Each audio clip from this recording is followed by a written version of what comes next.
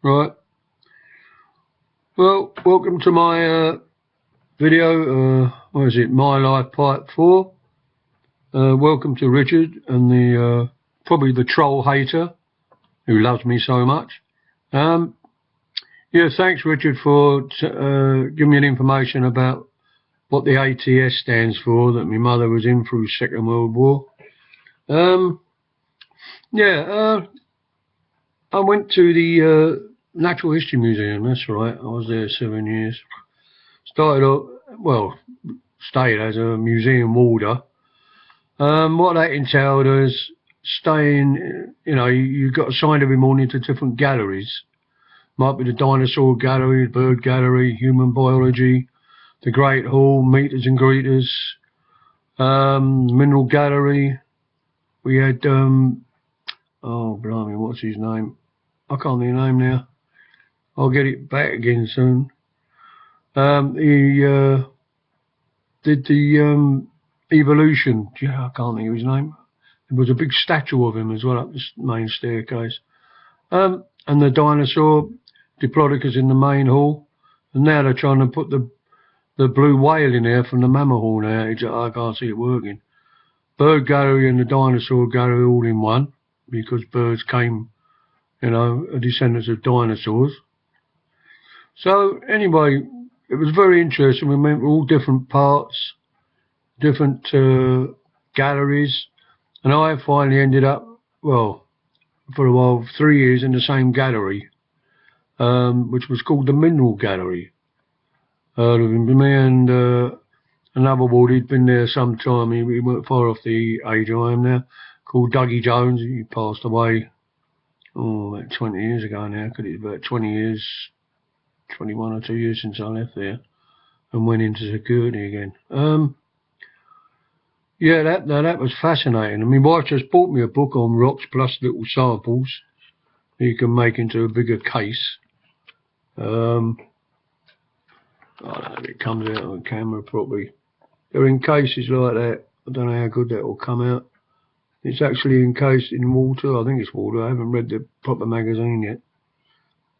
But you can build it up and all these interlock, these frames. So I was interested in that. You had all, gold nuggets. And the interesting part wasn't the gold or diamonds, it was the minerals. You had tiger. This is some time now since I've thought of these. What was it? Bluestone. You had gypsum, the common quartz one, which I reckon is the most common one out. And there was, oh God, there must have been about 100 or so cases on display. With all different fantastic shades. Some look like roses, some look like animals, and they had pyrite, which is fool's gold.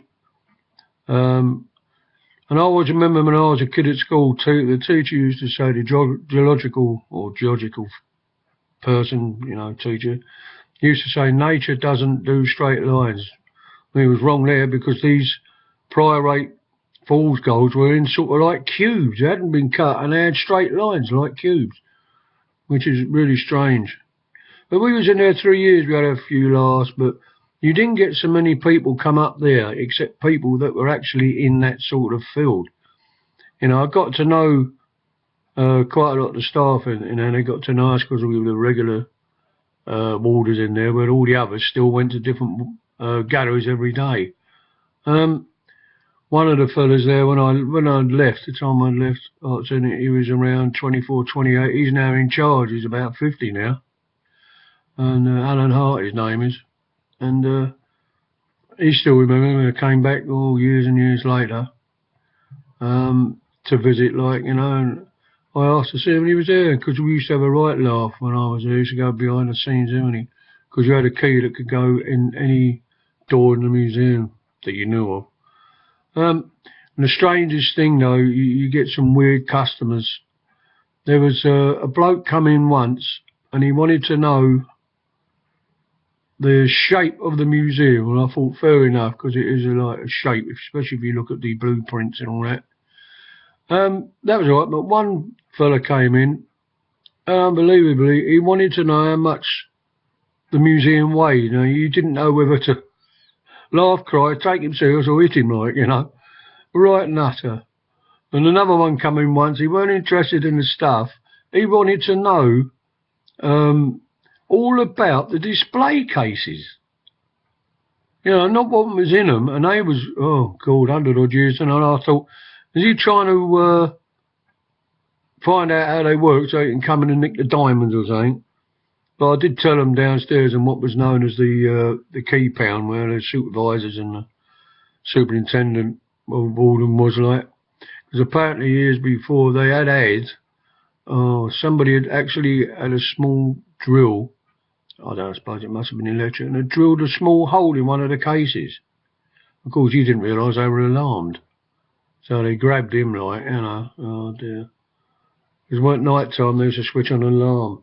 And they could hear, they reckon they could hear a mouse go across the floor in that place, let alone a burglar. Although I don't know how you get in, because we used to lock it all up with wrought iron gates as well.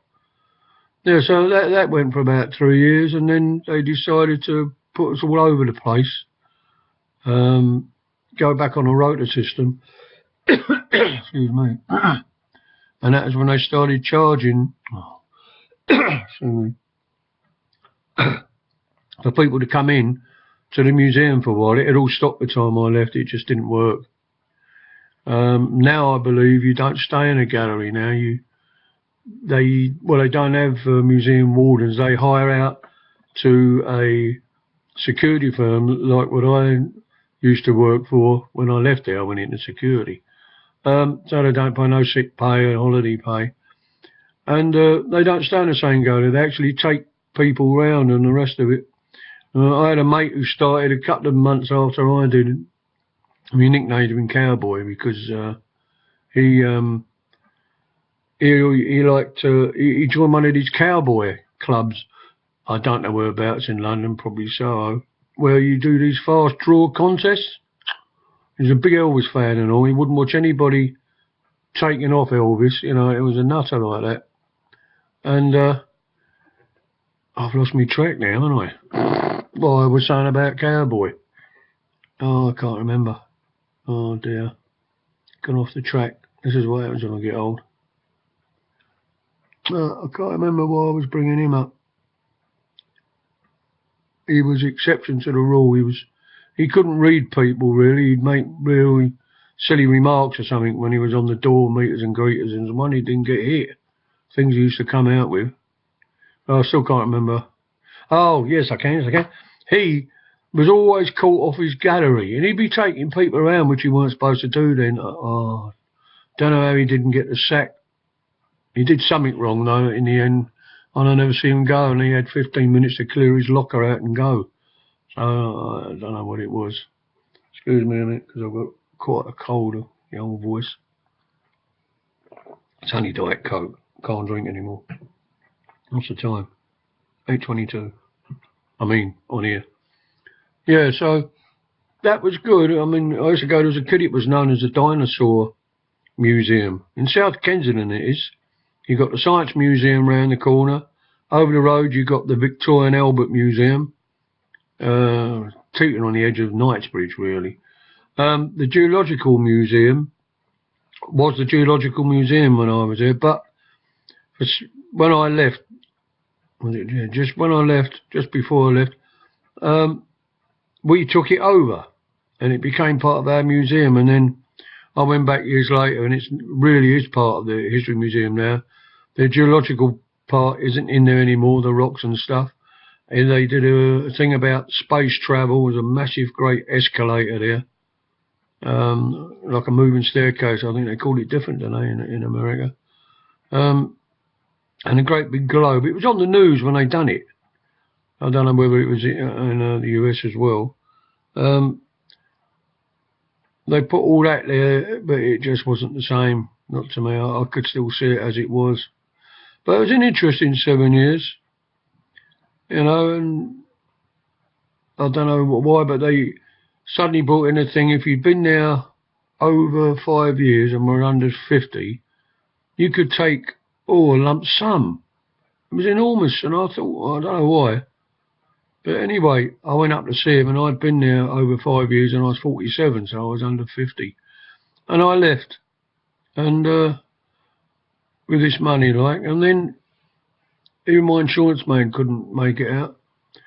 I got a cheque from the Inland Revenue for something like £25,000, and nobody ever could find out why and where. I'd opened some sort of loophole, and so every year I wondered if another load had come through, but it didn't. Don't know where that came from. Really strange. So I left there. I did try to get back later. Like, if you went 3 years, you didn't have to pay any money back. You know, the lump sum that you'd had. That was good.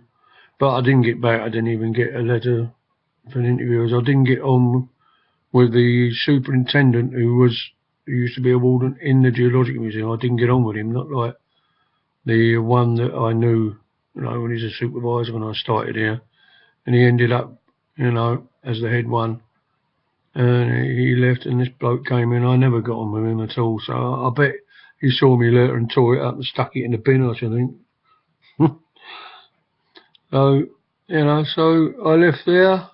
Where did I go from there? I went into private security, yeah. I went in security over where all the rights were about Vietnam, where the I don't think it's there now, where the American embassy is, all over Vietnam in Grosvenor Square. And I was in there on my own. I worked a 16-hour day every other day, so you had a day off, and you did a double on the next day. It just worked out all right. I got to know the family pretty well. I won't mention whereabouts. In there were loads of houses, but it was the American end of the square. It was a nice, pleasant time. I used to get there about 6 in the morning. It didn't start till 7. I'd pick up papers on a Sunday, bring them in, and all the rest of it. I had a little sort of place, because I didn't want, you know, you can only have what the customer wants, and they didn't want parties and all the rest of it. I had a little room, and I even had my stereo sitting there, a small television. So I did rather well there. That went for a year. And then they decided they didn't want security money, they wanted a living couple that they'd had before. It bloody broke my heart. It did. I'd got to know all the children, the different families. You know, they were all rich families. I ain't saying who or what, but that was pretty good. And then after that, I joined another company called Reliance Security, and I stayed there until I had to medically leave, which by then was 2001. That's when I turned on the telly and saw 9/11 and rang me boy, said, "Are you watching this?" I said, "What film's this?" He said, "No, Dad." He said, "This is real." Anyway, I ain't much longer now because it's 13.17. Yeah, I still got to touch on the rest of the hospitals I used to work for. So I better call it quits now, because otherwise if it goes over 15, they reject it like on their webcam. Well, I've been all through that, haven't I? So, yeah, not quite so detailed this time, I don't think. It's a matter of memory, because I've got a memory, but I get confused very easy. You know, the old brain box. And I thought if I write things down, I still might miss things out, you know. I just sort of like talk as it goes, like Richard does, really. But anyway, it's 14, just hitting 14 now. So I will call it quits and make another one. It's whenever it's quiet here, you see. Your wife's out, and I shall be going out later to yet another doctor's appointment to see if the last ulcer on my leg has healed, and I don't have to put flaming bandages back on. Right, I'll over and out, and I'll see you later on. It's goodbye to Richard, and goodbye to me hated troll.